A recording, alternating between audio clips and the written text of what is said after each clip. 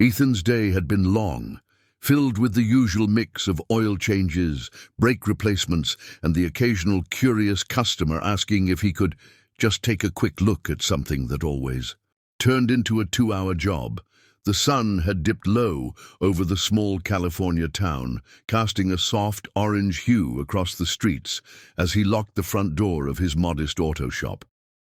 Just as he turned to leave, he spotted a woman across the street, struggling to push a large electric wheelchair that clearly wasn't cooperating. Inside sat a little girl, her posture slouched, eyes wide and unsure. Curiosity and concern pulled him closer. The woman, her face a mix of exhaustion and worry, paused to catch her breath. Ethan noticed the girl's hands gently gripping the armrests, her small legs resting motionless. The woman introduced herself as Claire, explaining between breaths that the chair had stopped working earlier that day.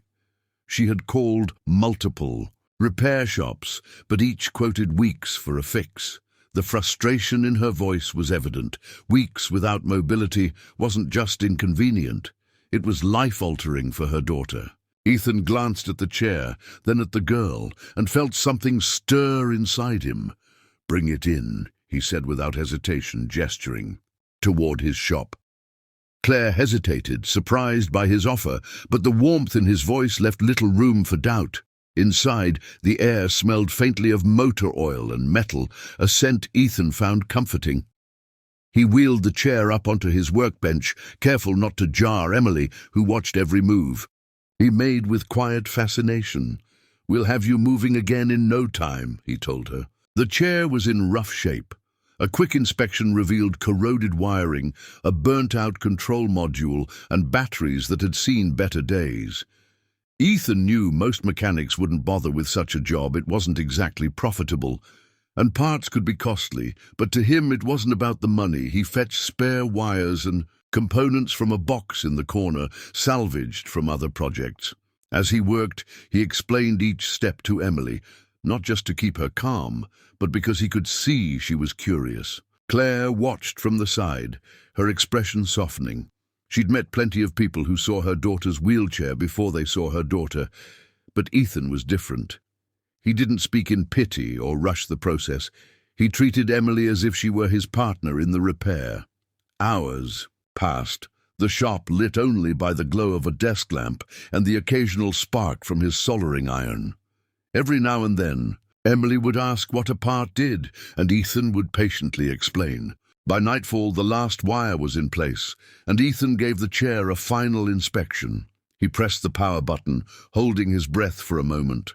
The soft hum of the motor came to life, and the control stick responded smoothly. Emily's eyes lit up instantly, and a smile spread across her face. She took a careful test run around the shop, her laughter echoing off the walls. Claire's eyes glistened, though she quickly brushed away the tears before anyone noticed. When Claire reached for her wallet, Ethan shook his head. "Some things aren't about money," he said simply.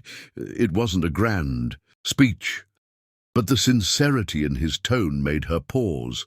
She tried again, insisting, but he held up his hand. "It's on me." For him, the payment was seeing Emily's joy, and knowing he had helped in a way that mattered. Claire finally relented, offering only her heartfelt thanks, which Ethan accepted with a modest smile. Moments later, they were gone, rolling down the quiet street under the soft glow of street lamps. Ethan closed up the shop once more, the night now still and cool. He thought about Emily's smile, the way her eyes had brightened the moment the chair moved again. He didn't know their story, where they were from, what challenges they faced, but he knew he had done the right thing. It was just another day in his mind, another problem fixed. He never considered that this small act, performed in his quiet corner of California, would ripple out far beyond what he could imagine. The next morning, Ethan returned to work as usual, the shop filled with the clatter of tools and the rumble of engines. His thoughts drifted occasionally to the little girl and her mother, but customers kept him busy. Brake pads needed changing, an old pickup had a stubborn transmission issue, and someone had managed to lock their keys inside their running car again. Life in a small town moved at its own pace, predictable and steady, and Ethan liked it that way. The world outside could be chaotic, but here things made sense. Meanwhile, Claire drove home, replaying the night's events.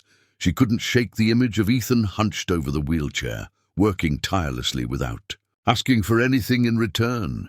In her world, generosity often came with strings attached, but his hadn't.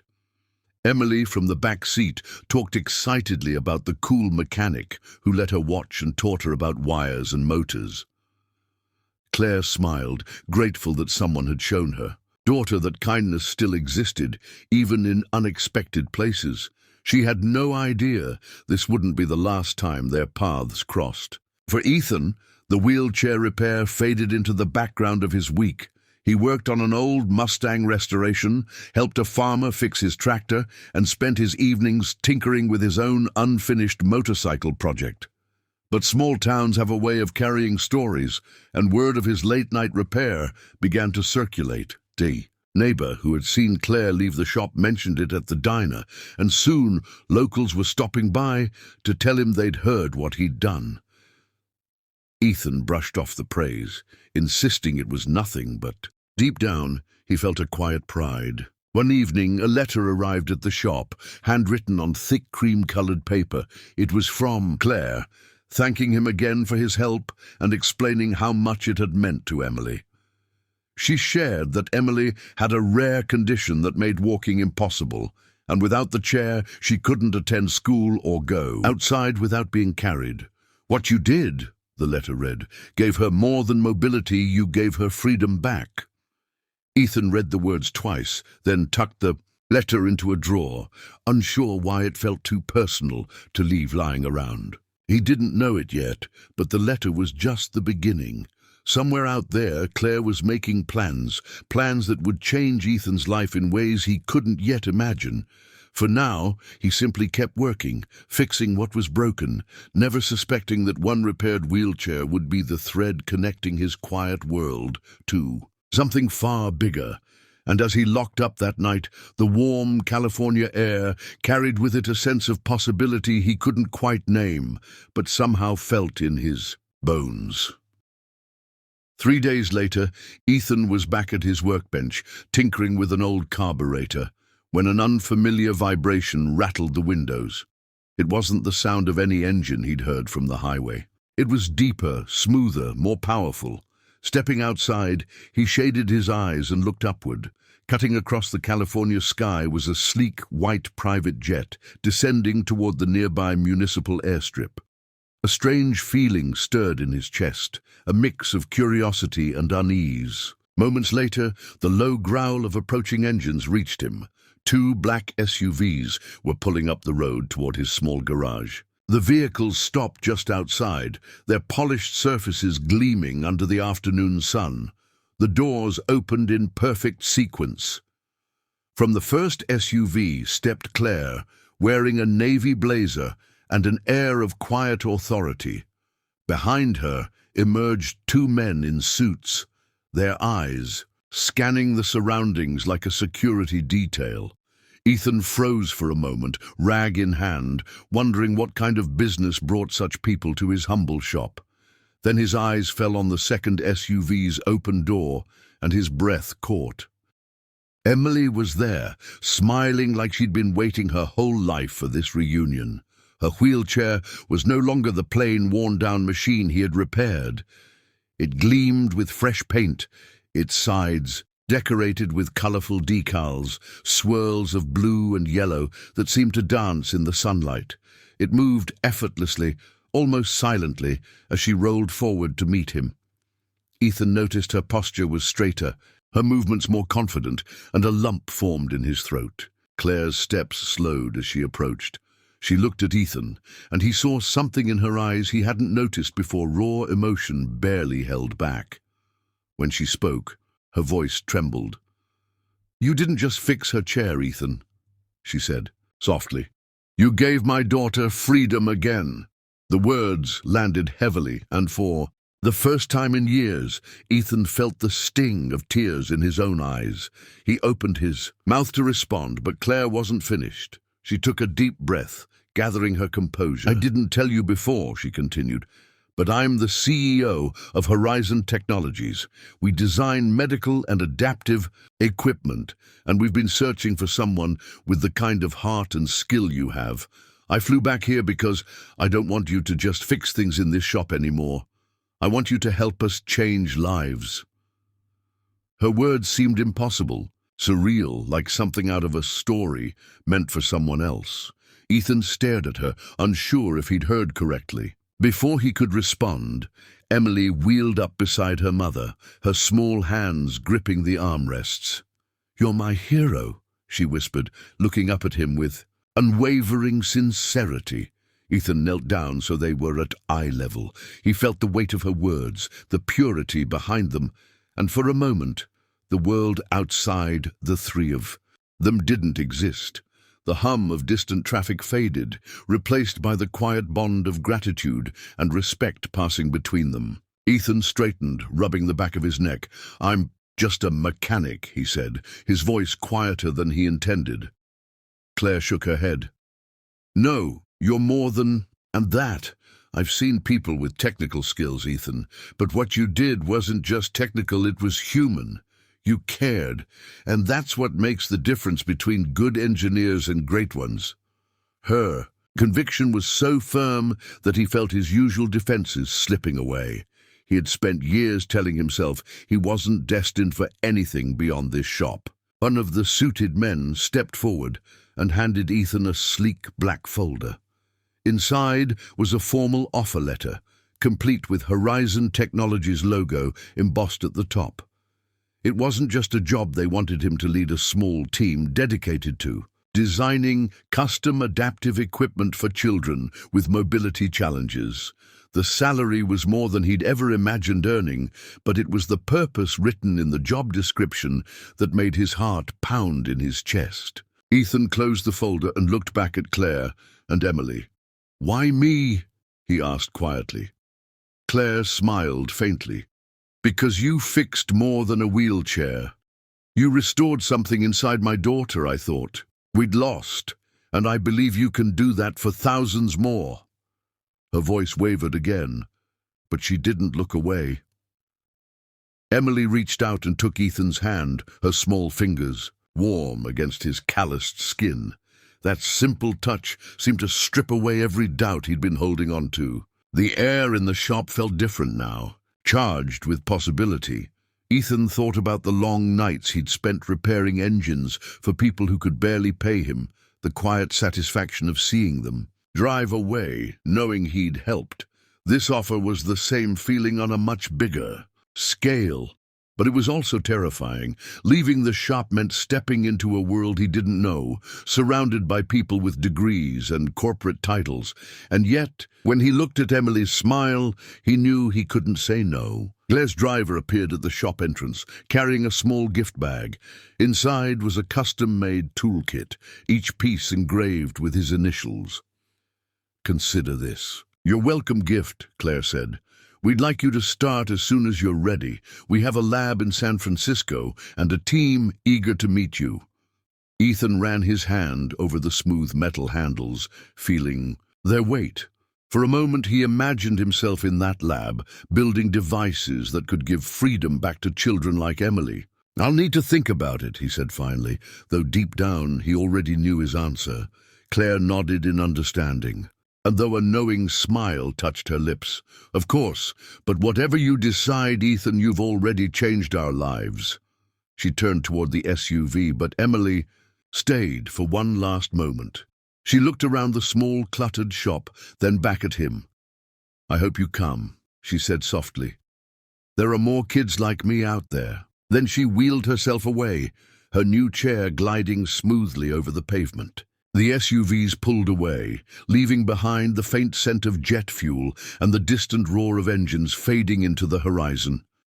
Ethan stood in the doorway long after they were gone, the folder still in his hands. His shop felt smaller now somehow. The quiet was heavier. He glanced at the workbench, at the half-finished carburetor, and realized that while he loved fixing cars, there was something bigger calling to him. something that scared him as much as it inspired him. That night, he lay awake, staring at the ceiling. The offer letter rested on the nightstand, the bold Horizon Technologies logo catching the glow of the street lamp outside. He thought about the long hours, the travel, the learning curve he'd face. He also thought about Emily's smile, her words, "You're my hero," and how they had reached a place inside him that no praise or paycheck ever had. He imagined the faces of other children, ones he hadn't met yet, and wondered what it would feel like to hand them the same kind of freedom. By morning, the decision was clear. Ethan walked into the shop, grabbed the phone, and dialed the number printed in the offer packet. When Claire answered, her voice sounded hopeful, like she'd been waiting for this call. "I'm in," he said simply. She didn't reply right away, but he could hear the emotion in her breath before she spoke. "Welcome to the team, Ethan." As he hung up, he felt something he hadn't felt in years, a surge of purpose so strong it chased away every trace of doubt. 2 weeks later, he stood inside Horizon Technologies' lab, surrounded by workbenches lined with tools, prototype models, and computer-aided design screens. Engineers greeted him warmly, eager to learn his hands-on approach. Claire introduced him as the man who reminds us why we do this work. And somewhere in the back of the room, Emily sat watching, proudly, her upgraded wheelchair now just one of many devices in development. In that moment, Ethan realized this wasn't the end of his story. It was the beginning of a much bigger one.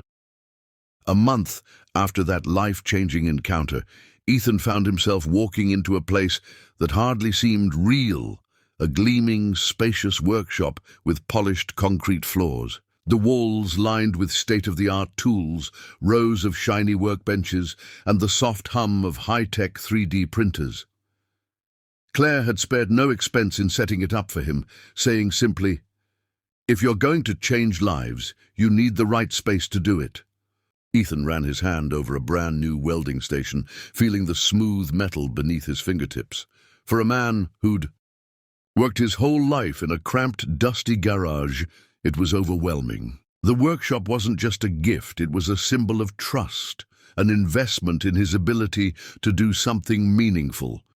Claire had also hired a small, passionate team to help him, including a young engineer fresh out of college, a designer with a flair for custom paintwork, and a retired machinist with decades of precision metalwork experience. Together, they began sketching out ideas for custom electric wheelchairs, ones that weren't just functional, but joyful. They talked about bright colors, unique patterns, lightweight frames, and features that kids themselves could control with ease. Emily quickly became part of the team. She would roll in after school, her upgraded wheelchair zipping across the workshop floor, and immediately start offering opinions. "The joystick's too stiff," she'd say, or "Can we make this one sparkle?" Ethan smiled every time she spoke up, because her feedback wasn't just helpful. It was honest. She was the perfect test pilot, and in a way, she became the heart of their little operation. Every design was made with her laughter in mind, with her excitement guiding their decisions. News of what they were doing spread quickly. At first, it was just a small article in the local paper, but soon larger outlets picked up the story. "Small-town mechanic turns wheelchair maker for kids." Nationwide, photographers showed up, capturing shots of Ethan kneeling beside Emily, holding a wrench in one hand and a bright blue wheel in the other. TV crews filmed the workshop, showing children test-driving chairs that looked more like race cars or rocket ships than medical devices. The sight brought smiles to viewers across the country. With the exposure came donations, thousands of dollars from strangers who believed in Ethan's mission. Some came with heartfelt letters from parents, describing their children's struggles. Others from people who simply wanted to help in any way they could. Ethan read every single one. Some made him laugh. Some brought him to tears. It was Humbling to realize that what had started as fixing one little girl's wheelchair had turned into something with the power to change lives across the nation. Soon, the orders started pouring in, not from customers in the traditional sense, but from hospitals, rehabilitation centers, and non-profit organizations. They requested wheelchairs for children with specific needs, adjustable seats for growing kids, all-terrain wheels for rural areas, special sensory features for children on the autism spectrum.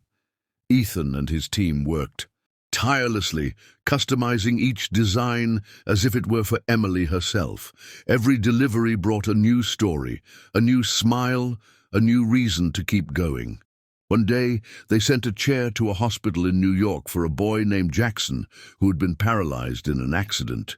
His mother sent Ethan a video of Jackson receiving it, his eyes widening as he noticed the bright red flames painted on the side, his laughter ringing out as he zoomed down the hospital hallway for the first time.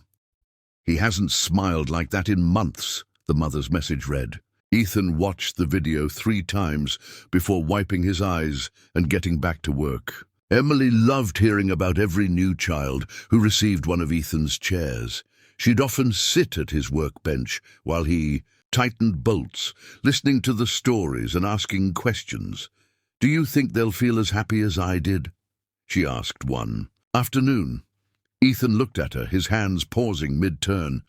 "I think," he said softly, "they'll feel even more than that. They'll feel free." Emily smiled knowingly. She understood that freedom better than most. Claire, too, stayed deeply involved.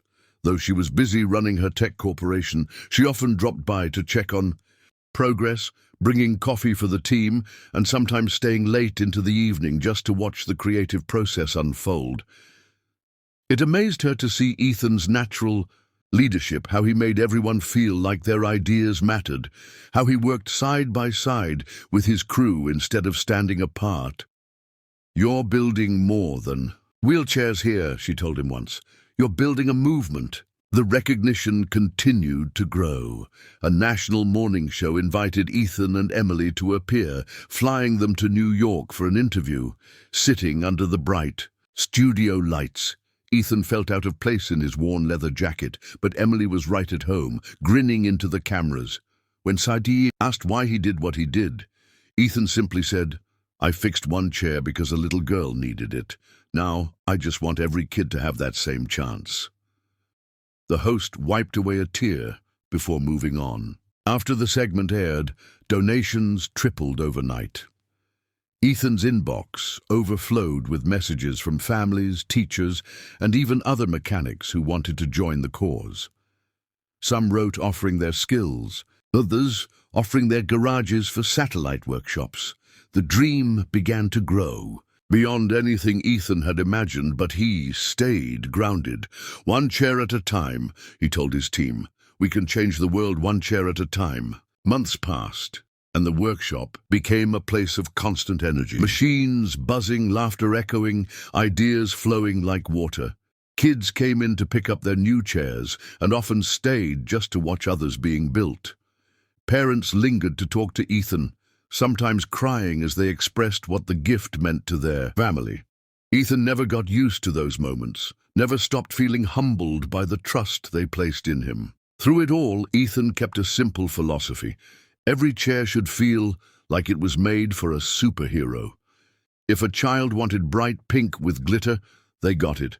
If they wanted camo with LED lights, Ethan would make it happen. To him, the technology mattered, but so did the joy. If they love how it looks, he'd say, they'll love using it. And when they loved using it, they would use it to live, not just to get from one place to another, but to race, to explore, to laugh. One evening, after the workshop had emptied out, Ethan stood alone by his workbench, staring at a finished chair. It was sleek, black and gold, with the name Maya stenciled on the back. Tomorrow it would be shipped to a little girl in Los Angeles who'd been waiting months for something that fit her perfectly. Ethan imagined her reaction, her first ride, the way her eyes might light up, and he smiled to himself. People often called Ethan a hero, but he never quite accepted the label. "I just fixed a chair," he'd say with a shrug, but deep down he knew the truth. He had fixed more than that. He had fixed hope, possibility, and the belief that kindness, no matter how small, could grow into something extraordinary. And every time a child took their first joyful ride in one of his creations, he was reminded of the day it all began with a little girl, a broken wheelchair, and a chance to help.